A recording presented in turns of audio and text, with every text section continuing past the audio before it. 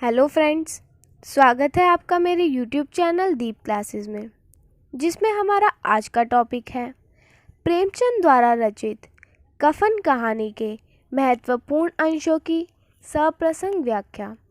हमारा आज का टॉपिक स्टार्ट करने से पहले अगर आप हमारे चैनल पर नए हैं या आपने अभी तक हमारे चैनल को सब्सक्राइब नहीं किया है तो इसे सब्सक्राइब कर ले, जिससे हमारे आने वाले वीडियो के सभी नोटिफिकेशंस आप तक पहुंच सके।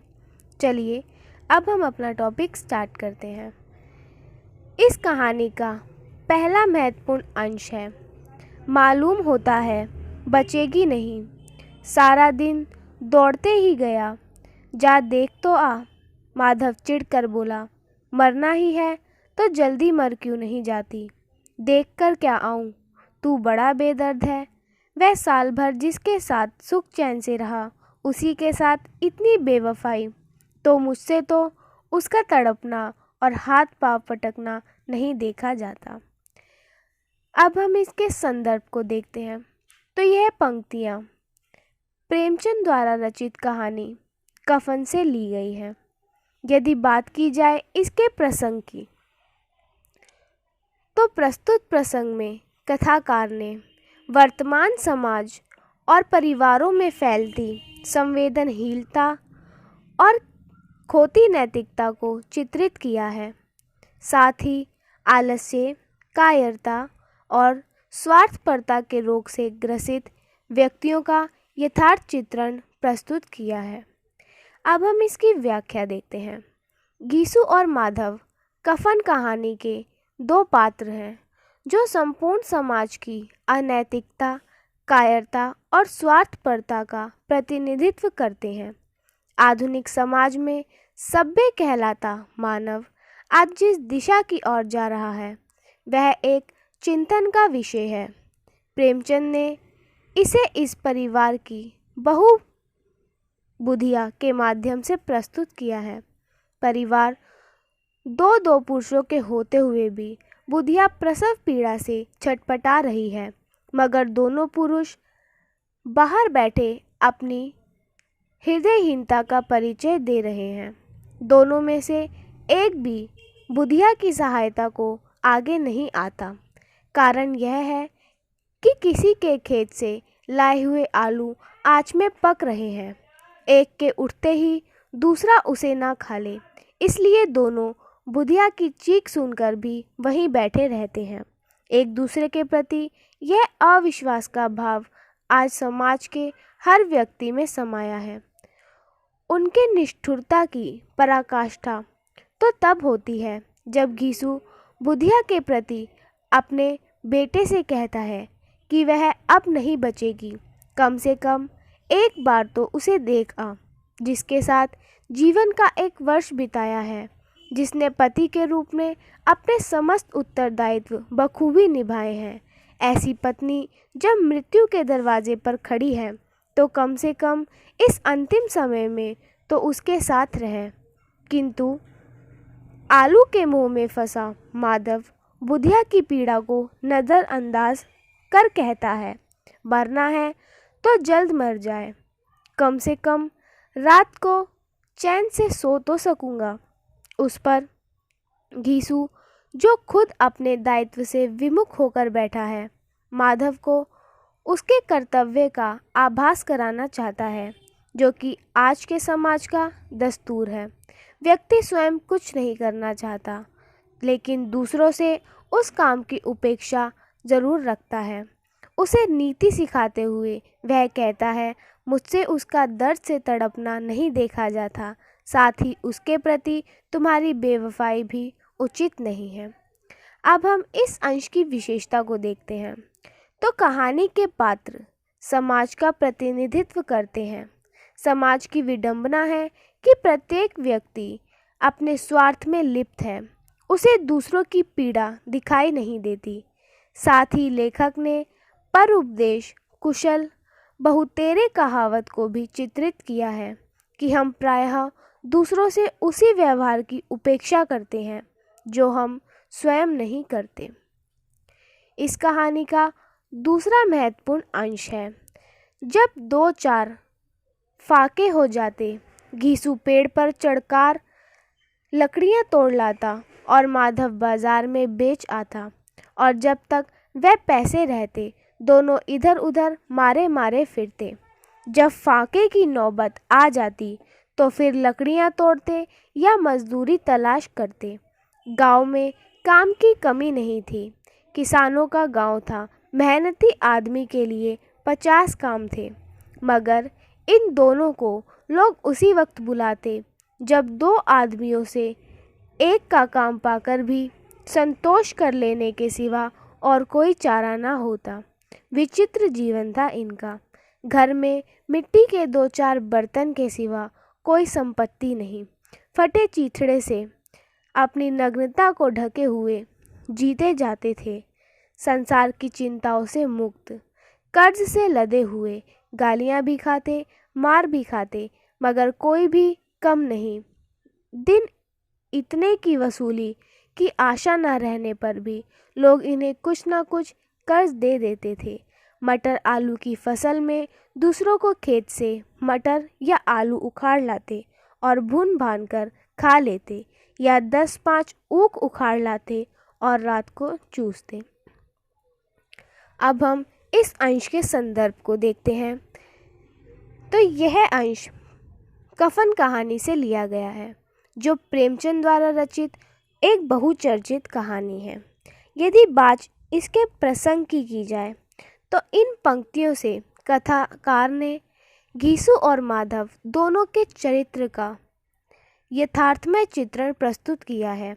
दोनों ही आलस्यता की पराकाष्ठा को पार कर चुके हैं, जिन्होंने अपने मान आत्मसम्मान को गिरवी रखा हुआ है। भविष्य से परे ये दोनों केवल वर्तमान में जीकर खुश हैं। इनकी इसी प्रवृत्ति को कथाकार ने उदाहरण सहित प्रस्तुत किया है। अब हम इस अंश की व्याख्या को देखते हैं। घीसू और माधव ऐसे पात्र हैं जो जीवन में श्रम करना ही नहीं चाहते, ना ही उन्हें भविष्य की चिंता है, ना ही जीवन यापन के कोई साधन। जब बिल्कुल फाकों की स्थिति आ जाती तो जंगल से कुछ लकड़ियां काट लेते और उन्हें बाजार में बेचकर अपना गुजारा कर लेते हैं। फिर कुछ दिन यहाँ वहाँ मारे मारे फिरते हैं, जबकि गांव में काम की कहीं भी कमी नहीं है, मगर उन्हें कोई काम देना नहीं चाहता, क्योंकि दोनों मिलकर एक आदमी के बराबर भी नहीं करते। उनके रहन सहन का स्तर देखकर उन पर केवल दया ही की जा सकती है, कारण चेहरे से दीन और जगह जगह फटे वस्त्र देखकर ना चाहते हुए भी लोग उन पर कृपा कर ही देते हैं। कभी कभी लोगों के खेतों से आलू मटर चुराने, खेतों से गन्ने उखाड़ने पर लोग उन्हें गालियों से भी नवाजते हैं, मार भी खाते हैं, मगर सुधरने का नाम नहीं लेते। यहाँ तक कि घर में बहू बुधिया के आने पर भी यही स्थिति बनी रहती है। इस प्रसंग के माध्यम से प्रेमचंद ने एक संकेत दिया है कि समाज को यह अकर्मण्यता समाज को पतन की ओर ले जा रही है। यह गलत का नहीं, चिंतन का विषय है। अब हम इस अंश की विशेषता को देखते हैं। तो इन पंक्तियों में प्रेमचंद ने आगामी समाज के चित्र को प्रस्तुत किया है, साथ ही चिंतन भी समाज को दिया है। इस कहानी का तीसरा महत्वपूर्ण अंश है, जिस रात में रात दिन मेहनत करने वालों की हालत उनकी हालत से बहुत कुछ अच्छी नहीं थी, और किसानों के मुकाबले में वे लोग जो किसानों की दुर्बलताओं से लाभ उठाना चाहते थे कहीं ज़्यादा संपन्न थे। वहाँ इस तरह मनोवृत्ति का पैदा हो जाना कोई अचरज की बात ना थी। हम तो कहेंगे घीसू किसानों में कहीं ज़्यादा विचारवान था, जो किसानों के विचार शून्य समूह में शामिल होने के बदले बैठकबाजों की कुत्सित मंडली में जा मिला था। हाँ, उसमें यह शक्ति ना थी कि बैठकबाजों के नियम और नीति का पालन करता। इसलिए जहाँ उसकी मंडली के एक और गांव के सरगना और मुखिया बने हुए थे, उस पर सारा गांव उंगली उठाता था।